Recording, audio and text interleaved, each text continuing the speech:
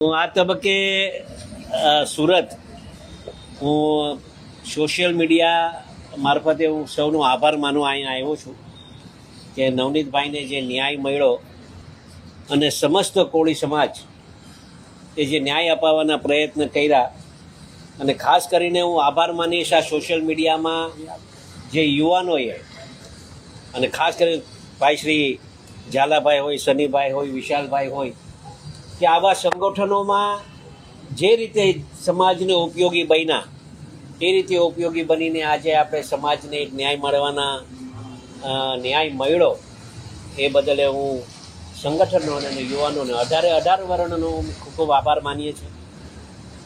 અમસ્ત જ આજે તો શુભેચ્છા મુલાકાત આજે લેવા અહીંયા આવ્યો છું અને આપ જોઈ રહ્યા છો એક નાની એવી ટેલિફોનિક ખાલી સમાચાર મળતા જ લોકો અહીંયા સાથે મળી અને અમે એકબીજાનો આભાર, કેમ કે એ મારો આભાર માને છે, હું એમનો આભાર માનું છું.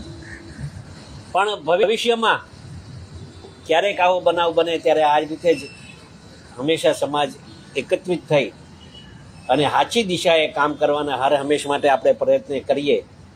કોઈ સમાજ પ્રત્યે આપણે રોષ નથી, માત્ર ને માત્ર આ ન્યાય અને અન્યાયની લડાઈ હતી અને એમાં આપણે સફળતા સરકારશ્રીએ આપણે અપાવી છે અને સરકારનો પણ આ તબક્કે આભાર માનું છું, મુખ્યમંત્રીશ્રીનો આભાર માનું છું, હર્ષભાઈનો પણ આભાર માનું છું અને ખાસ કરીને સમાજનો અમે ખૂબ ખૂબ આભાર માનીએ છીએ.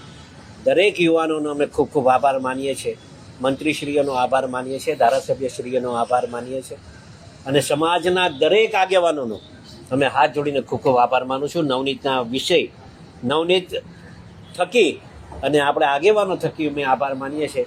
ત્યારે હર હંમેશ માટે સમાજ આવી રીતે એકતા દેખાડતા રહે એ જ આશા સાથે ભારત માતા કી જય. વંદે.